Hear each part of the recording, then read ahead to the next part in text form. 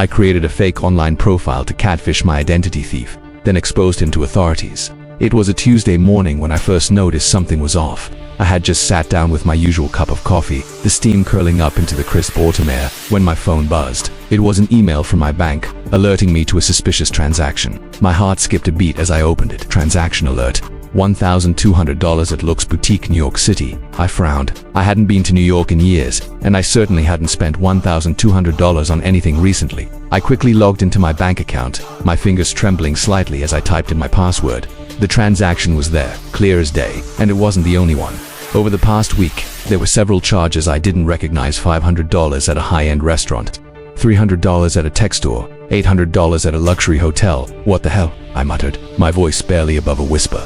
I felt a cold knot of dread forming in my stomach. Someone was using my credit card. No, not just my credit card, my identity. My mind raced. I had always been careful with my personal information. I shredded my mail, used strong passwords, and never clicked on suspicious links. How could this have happened? I felt a surge of anger, mixed with a deep sense of violation. Someone was out there, living my life, spending my money, and I had no idea who they were. I immediately called my bank, my voice shaking as I explained the situation. The representative was sympathetic but offered little comfort. They would investigate the fraudulent charges, but it could take weeks. In the meantime, I was left with a maxed-out credit card and a growing sense of helplessness. As I hung up the phone, I felt a wave of exhaustion wash over me.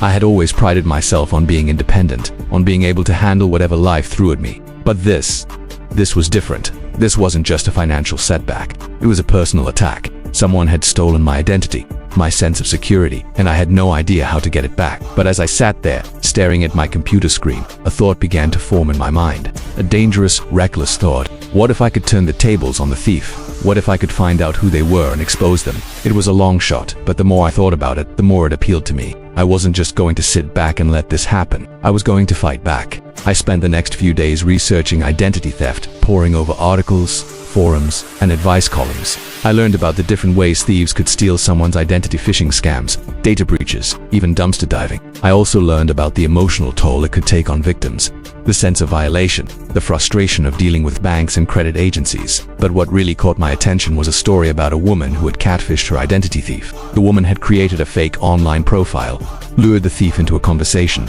and eventually gathered enough information to expose them to the authorities. It was risky, and it required a lot of patience and cunning, but it had worked. I felt a spark of hope. Maybe I could do the same. Maybe I could create a fake profile, pose as someone the thief would want to connect with, and lure them into a trap. It was a long shot, but it was better than doing nothing.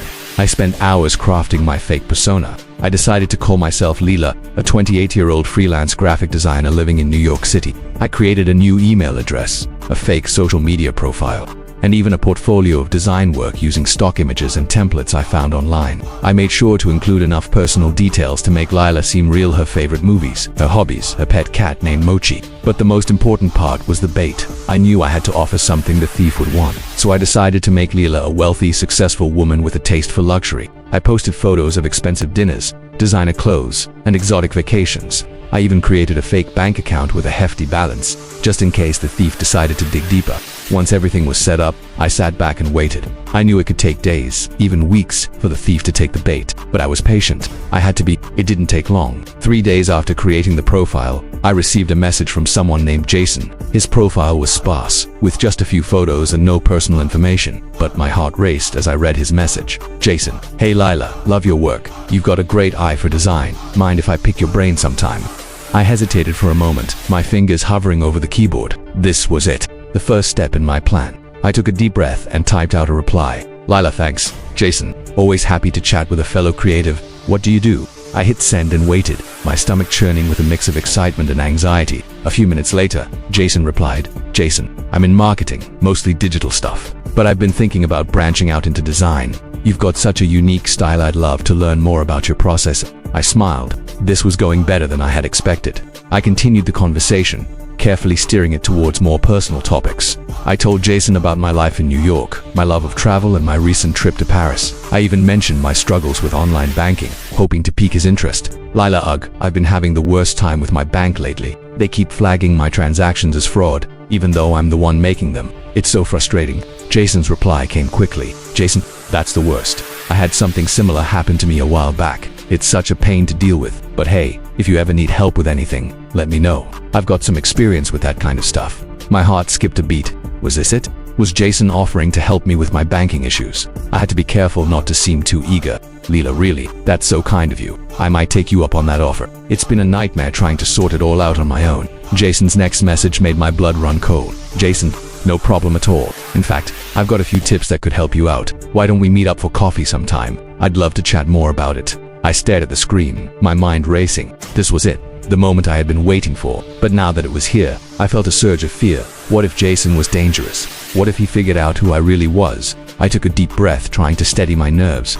I had come too far to back out now. Leela, that sounds great. How about next Tuesday? I'm free in the afternoon.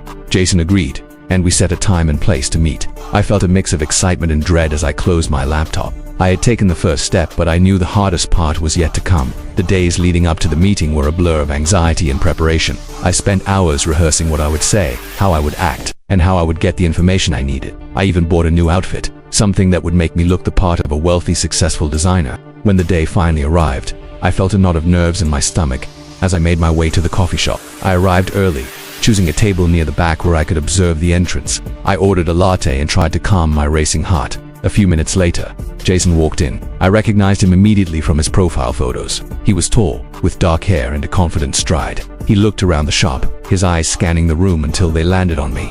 He smiled and walked over. "Lila," he asked, extending his hand. I forced a smile and shook his hand. "That's me. You must be Jason. Nice to finally meet you," he said, sitting down across from me. "I've been looking forward to this."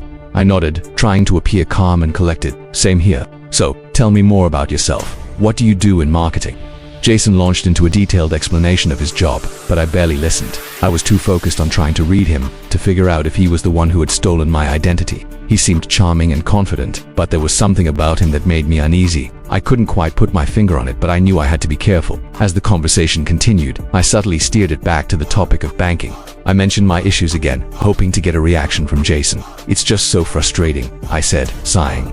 "I feel like I'm constantly having to prove who I am. It's like they don't trust me."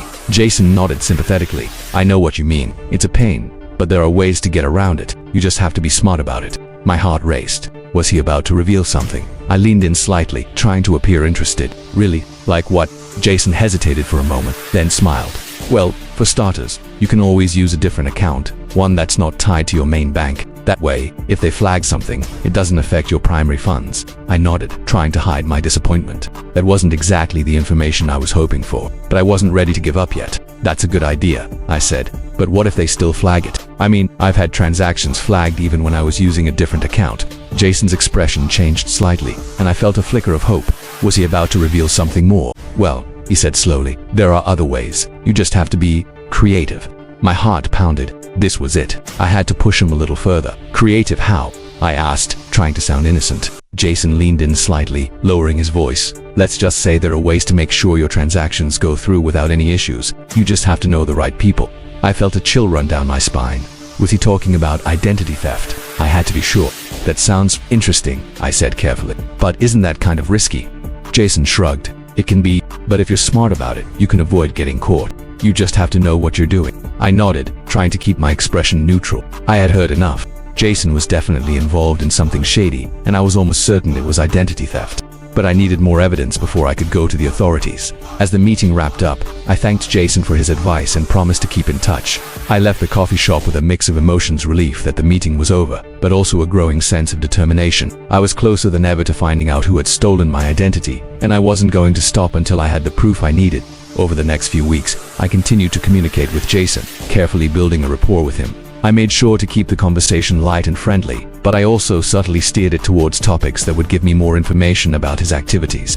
I learned that Jason was involved in a network of identity thieves, using stolen information to make fraudulent purchases and then selling the goods on the black market. He was careful not to reveal too much, but I was able to piece together enough information to understand how the operation worked. I also learned that Jason was planning a big score, a major purchase using a stolen identity that would net him a huge profit. I knew this was my chance.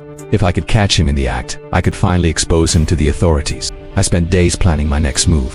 I created a fake identity for the victim, complete with a bank account and credit card. I made sure to leave a trail of breadcrumbs that would lead Jason straight to my trap. When everything was ready, I sent Jason a message. "Leela, "Hey Jason, I've got a lead on a big score. Interested?" Jason's reply came quickly. Jason always, "What have you got?" I smiled as I typed out my response. "Lila, I've got access to a high net worth individual's bank account. They're out of the country for the next month, so it's the perfect time to make a move. Interested?" There was a long pause before Jason replied. "Jason, maybe, what's the catch?" My heart raced. I had to be careful not to seem too eager. "Lila, no catch. I just need someone with your expertise to help me pull it off. We'll split the profits 50. Another pause. Then, Jason, "All right, I'm in. Let's meet up and go over the details." I felt a surge of excitement. This was it. I had him. I quickly arranged a meeting, making sure to choose a public place where I would be safe. When the day arrived, I felt a mix of nerves and determination. I arrived early, choosing a table where I could see the entrance. I ordered a coffee and tried to calm my racing heart. A few minutes later, Jason walked in. He looked around the room, his eyes scanning the crowd until they landed on me. He smiled and walked over. "Lila," he said, sitting down across from me. "You've got my attention. What's the plan?" I took a deep breath, trying to steady my nerves. "All right, here's the deal. I've got access to a bank account with a balance of over $100,000. The account holder is out of the country, so we've got a window of opportunity, but we need to move fast." Jason leaned in, his eyes narrowing slightly. "And how do you have access to this account?" I hesitated for a moment, then smiled. "Let's just say I've got my ways, but I need someone with your skills to help me pull it off. We'll split the profits 50. Jason studied me for a moment, then nodded. "All right, I'm in. What's the plan?" I laid out the details, carefully explaining how we would make the purchases and then sell the goods for a profit. I made sure to include enough specifics to make it seem real, but I also left out enough to keep Jason guessing. As the meeting wrapped up, I felt a surge of relief.